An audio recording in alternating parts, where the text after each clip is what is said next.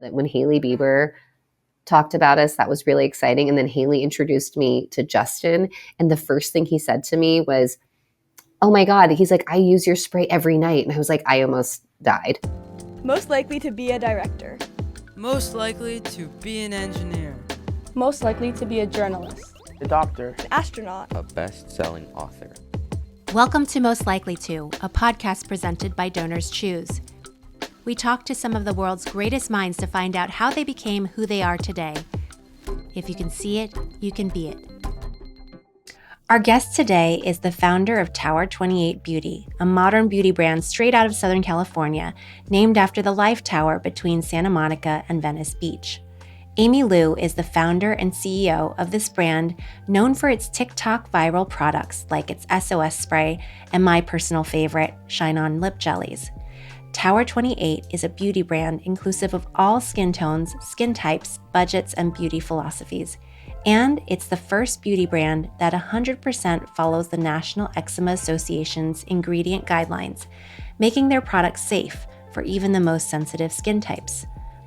In this episode, we're going to talk about how Amy's identity as a daughter of immigrants inspired her to found Tower 28, why Tower 28 products stand out, and how Amy hustled to get her first beauty job at L'Oreal. On Most Likely To, it's Amy Liu.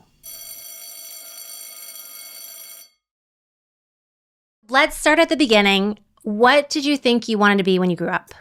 So when I was younger, I remember distinctly thinking that I wanted to be a psychologist or a therapist because I really liked helping people with their problems. And I remember my dad saying to me, you should not do this because you were born into this world with a really happy disposition, and that I shouldn't do something like that because I would be like taking on other people's problems, which I think there's some level of truth to that.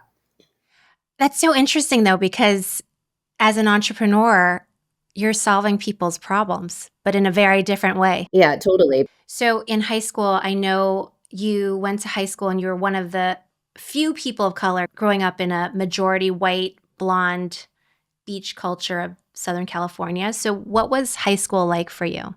Growing up in high school, you're right. I definitely, I felt very much like a minority. I didn't look like the other girls did. I think one of the things that was really formative in that is that I really thought a lot about how, as a young person, I didn't feel very beautiful, and I didn't see and I think it's because I didn't see myself, right? So whether you're talking about pop culture in TV or in magazines or in all of these things that define like what does beauty look like and what is the standard, I literally didn't see myself, right? Mm-hmm. To the point that I remember even like, I don't know, even in college, I remember everybody was like getting their hair highlighted and dyed, and all my, I was part of a, for lack of a better word, a white sorority, and everybody was going to the same hair salon and getting their hair done the same way. And so I went too, and they like skunked my hair, and it was like orange, and I looked terrible, but I was just trying to do what everybody else did. You know what I mean? But it just didn't work for me. And I think even like as a young person trying to wear makeup, like everybody else was wearing like, when you're part of like the drill team or the cheerleading team, like I was, like everyone, they would give us all the same makeup, like the same colors for every single girl. And you're like, yeah, blue eyeshadow doesn't work well on me, Doesn't work out well for anybody. That was a long time ago. I remember getting a Barbie when I was little. The only one that was ever Asian was like, do you remember they did these like international versions, like Barbie Around the World? Yes. And somebody gave me one in like a kimono, and I was like, I'm not even Japanese. Yeah. But now it's come full circle because Mattel has made a Barbie of you, which is pretty amazing, right? But it also goes to show, I think, there is a lot of progress that's been made. And so I think if there's, for anyone else who's listening out there, I do think there's so much hope. And if we really think about how much has changed, I think like the people who are going to make it change in the next generation is literally us and our kids, because we're changing the way that we literally look at the world. With your identity, now that our society has evolved so much, and there are Asians in media and there are Asians in beauty and culture, etc. Is there anything that you've done since then to kind of repair those wounds of like, I'm not pretty enough, I'm not white enough, whatever the standard was? As you know, the name of the company is not like Amy Lou Cosmetics, and it never was. That was never even a hope of mine. And in fact, I think, especially from the beginning, like we named it Tower 28, and I really wasn't very face forward in the very beginning because I have kind of this background of being good at telling other people's stories. And I felt like I was a really good marketer of somebody else's story. And I was really worried that it would feel disingenuous to the customer if they saw or be confusing, actually. If they saw someone who looks like me, but then the vibe and the personality of the brand was like beachy and Californian because I'm not blonde with like blue eyes, right? And I think that was always a version that I was served whenever we talked about Californian and everything. But the truth is, like, what is the alternative? Like, if I was to start a brand that was like, that looked like Shiseido, for instance, that would actually be pretty disingenuous too, because, or like a TCM brand. Like, I don't know anything. Wait, what's a TCM brand? Traditional Chinese medicine, right? Like herbs and things like that, which is like more an ingredient type story. But like that wouldn't have been very authentic either.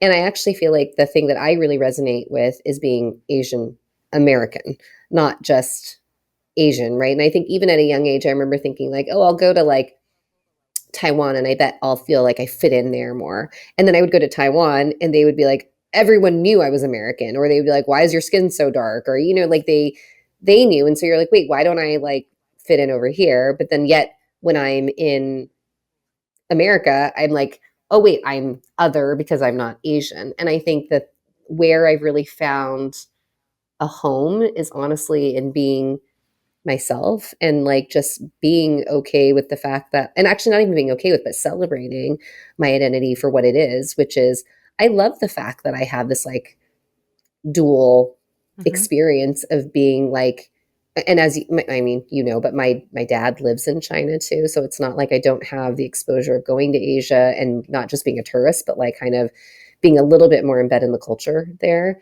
And you speak Chinese fluently, and you celebrate all the traditions and everything. And I think I didn't do it on purpose in terms of like I didn't marry a Chinese man on purpose, but I would also argue I married an Asian American, like a Chinese American man, and I think there's something about that has like made both of us like, oh, well, we both really want to like celebrate our culture and make sure that our kids are growing up with a sense of identity. So to your point about healing like some sort of a trauma, I would say if anything, it's more like instead of looking at it like as a glass half empty, it's more like it's the same thing. It's just looking at it as a glass half full and then celebrating it. And I think if you can do that, which I think I have, I've found a lot of community in it too. I was on this panel the other day and it was with two other influencers, with Deepika and Chriselle, from Fleur, and they're big influencers. And the panelists, the person moderating the conversation was like,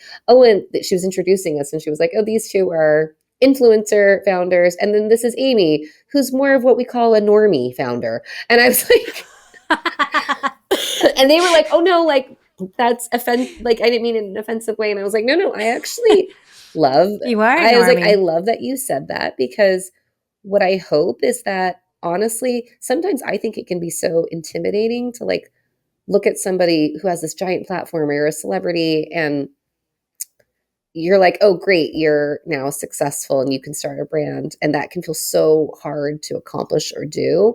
Like, I am, as you know, like I have a really linear background. Hi, this is Ash from Harlem. Can you tell me about your first job in the beauty industry? My first real job in the beauty industry was working for L'Oreal. And I remember feeling so, I don't know, fancy going to New York and being on Fifth Avenue and showing up for, this like big city job. It was. Well, wait, first, because I know this story, how did you get the job at L'Oreal? Because to your point, you didn't have any connections. I started working and I went to my career counselor and I said, okay, well, I've done all this stuff. I was like, I think that what I'm really looking for is to find an industry that I can really relate to. And I think the other part of it is I wanted to be myself. And I think there's something about that that's really important. I remember my first job out of college was at Accenture. And Accenture is A consulting, a big five firm. consulting firm, Yeah. which to me felt like a big corporate job that I was supposed to look a certain way and be a certain way. I actually feel like part of any success that I've seen is like in the spots where I have been able to express myself and use my own background and diversity as part of my perspective to inform my work, right? And so I think like if you're just trying to be the thing that everyone wants you to be, I think it can be hard on you, frankly, because then you're like so focused on that you're not like able to like feel safe and like work on the other stuff. Anyways, how I got my job. I actually think about this now as being so crazy, but I called L'Oreal and I was like, okay, well, my career counselor told me, why don't you just call and try? They don't recruit from our school, so why don't you go and just try and call, L'Oreal? Wait, back up, because basically, a lot of times in business school or in college, Yes. companies will come to the campus and they'll say, we want to hire USC grads, so come and work for us. But there were no beauty companies that were coming to your school. So I did two things. I did one, I saw on their website, they had this thing for if you were a minority and if you had like a diverse background, you could apply. Like it was an essay application and you could apply and you could go on a recruiting golf trip, which in hindsight, I'm like, what is stupid diversity recruiting? Yeah, what people of color play golf? And like, except for Tiger Woods. Right. Like, well, in general, it's like a game that I would say arguably mostly it's like a wealthy favors wealthy people. Yes. Yeah. So anyways, I wrote this application essay. I got into the thing and I remember being like, I don't even know what do golfers wear? And I remember I went to Abercrombie and I bought like a polo shirt. I remember this so clearly. I bought like a fitted pink polo shirt and like these khakis because I was like, oh, is that what a golfer looks like? Anyways, I was really bad at golf. I mean, by the end of it, the woman was like, she was like, can you just throw the ball instead of like even trying to putt? And I was like, oh, I'm definitely not getting a job this way. And I did not get a job that way. But then I was like, okay, I was pretty determined. I really wanted to do this. I got the names of all of the most senior people at the different brands and I FedExed my resume to Estee Lauder and to L'Oreal. All of these brands, I FedExed my resume, which is kind of unconventional, I would argue. And then I called them. Wait, and you thought about FedExing versus just email because you thought. Well, I was trying to make more of an impression, right? Like I think emails are really easy to ignore, but there's something about like a FedEx that comes in the package and like you have to sign for it and you're like, this is very official. What is this? And so I thought about that experience being just would set me apart a little bit. So I FedExed my resume and then I called, I would call and follow up and I would say, hi, I FedExed my resume. Did you get it? And the assistants would say, well, actually, yes. And then I said, well, okay, well, I'm going to be in New York on this date and I'd love to meet with so-and-so. And for whatever reason, they actually made appointments for me. And so I went to go interview and I would show up to interview and they would say to me, they'd be like, wait, you do have a meeting, but why? No, this person's not going to meet with you. And they would but they would feel bad for me because I was like, well, I'm here from LA. And they were like, wait, you flew here and you FedExed your resume and we made you an appointment. Somebody needs to meet with her. And so they would find someone to talk to me. And so I kind of did this for I would say, the majority of the day. And then I was with someone, like an HR person, and she answered the phone and she said, okay. And then she hung up the phone and she said, wait, are you interviewing for other brands here in this building? And I was like, I'm interviewing for all of them. And she was like, well, that was L'Oreal corporate HR. And they said, you can go home now. We will find something for you. Stop interviewing. Okay, so tell me what your day-to-day was like at that first job and what what was your role? What were you doing? I mean, so the day-to-day working for a large conglomerate like that is pretty structured, I would say. It was the only time I've worked for a big company, really. Within L'Oreal, within Maybelline, I was on the lip team. Within the lip team, I was on the lip liner team.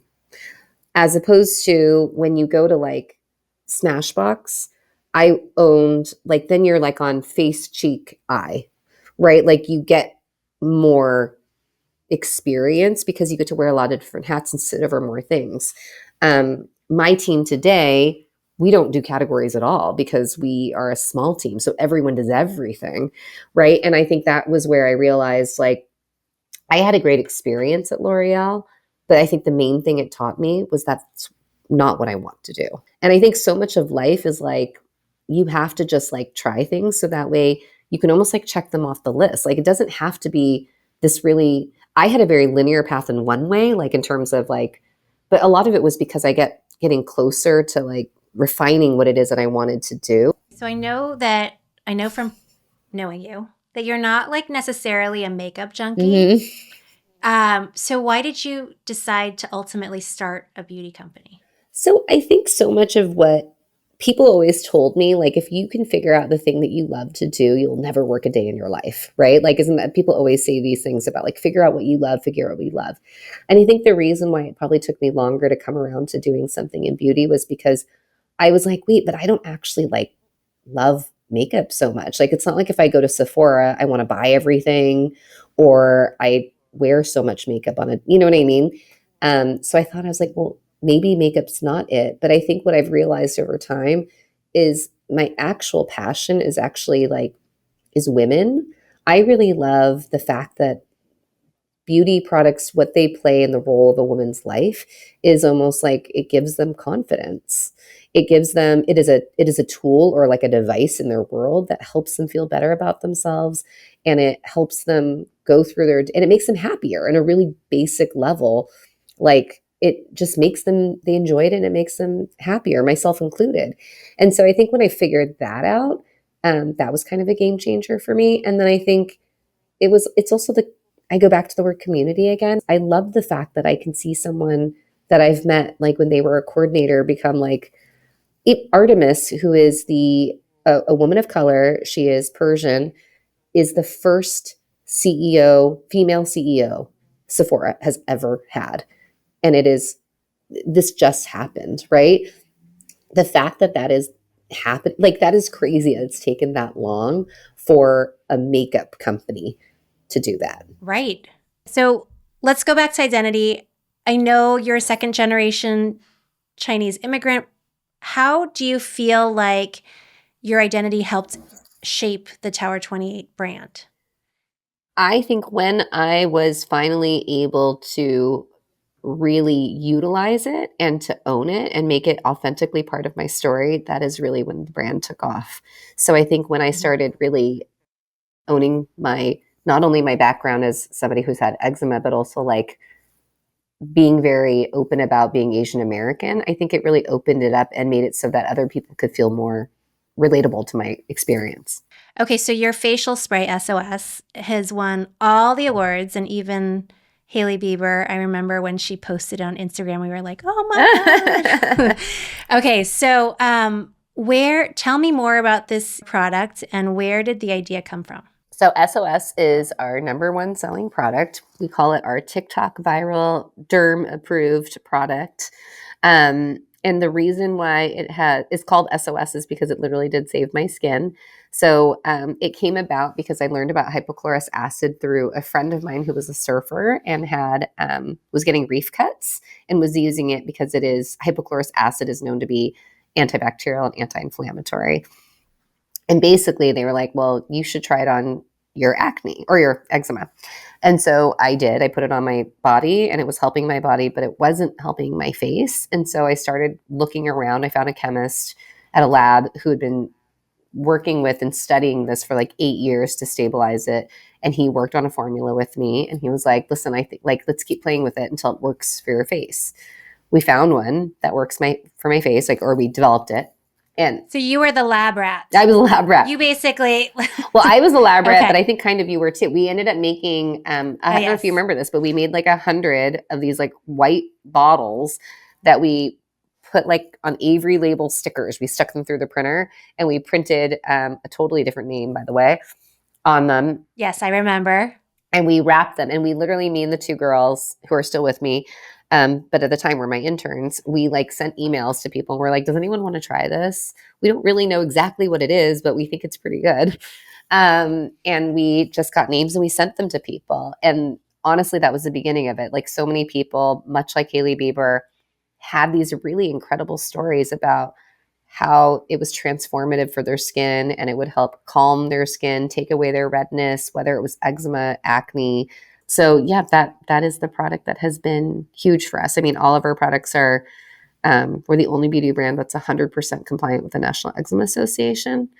And so we really try to make products that are not only clean and safe for sensitive skin, but also like in general, we're trying to be a brand that is like a safe space for you. So you feel like you can try anything, you know? Yep. And how do you come up with a new product? Like walk me through maybe if there's like just a few steps, like few major steps. So the first thing I do is research and I look for white space, right? So white space to me is like, if I'm like looking at the reviews, like are people complaining that they love this, but there's no sensitive skin version of it? Are they saying that they love this, but it's like so expensive? Or are they saying like, they love this, but they hate these performance attributes about it, right? So like I'm trying to figure out like from a research perspective. Or you had also said like in terms of shades, that there were very limited shades that didn't reflect like. Or even like I'll use our tinted sunscreen as an example. Like tinted sunscreen prior to when we launched, sunscreen in general, especially mineral sunscreen, is made from titanium dioxide and zinc oxide, which are actually like quite literally rocks. And those are white in nature. And so like when you put that on a person of color, naturally the biggest issue is white cast, right? Like you just get this like huge white cast on your face. So and a lot of the ones that are tinted on the market, I was like, why are they even tinted? They don't have any coverage to them. And they also like don't cover up the white cast. They still look white casty on certain skin tones. So it's only tinted for one color of person, basically. So the two things I was really trying to solve for is I was trying to make product that had zero white cast and actually did help with the coverage of your skin. So it genuinely is like a tinted sunscreen foundation. And so we developed 17 shades where I would say before that, like most brands had 2 shades. Maybe they would have a light and if they had one. A lot of brands have a clear, like, or a normal, and then they have a tinted. Then at best you would have like a tinted and a dark, like a light and a dark type thing. Most brands start at the lightest shade and they just keep adding to get darker. We started at the darkest shade and kept getting lighter to get to the lightest. You know what I mean? So we didn't start with an idea of like, we're going to make 17. We were like, okay, let's start dark and like see what we need. And then like test. So I think a lot of it is like, you have to solve for a problem, but also you have to like understand what the problem is you're solving for and the community that you're trying to serve. If you were a student interested in the beauty space, what are 1 or 2 simple things that you could do in your high school, college years to explore or prepare for a job in the industry? So one thing I wish I had done when I was younger is I wish I had worked at a Sephora or, in the store, because I think there's nothing like being customer facing and understanding how to sell a product and what people are coming in for. And they're asking, like, what do they need? And how do they make that decision? And just like paying attention to what their thought process is and what their problems are. I think also the whole idea of understanding how a store works and how inventory flows, that's super important. I think the other thing that people don't know is that it's actually free to go to makeup shows. So there's these makeup shows called, very genuinely, they're so generic. It's like Makeup Los Angeles and Makeup New York.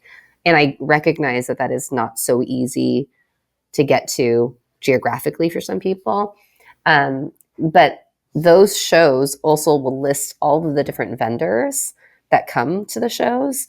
And so If you just wanted to understand the industry better, there's different ways to be involved in beauty. You don't have to only be involved on the brand side. You could be involved with a retailer like a Sephora, but you could also be involved on like a vendor side.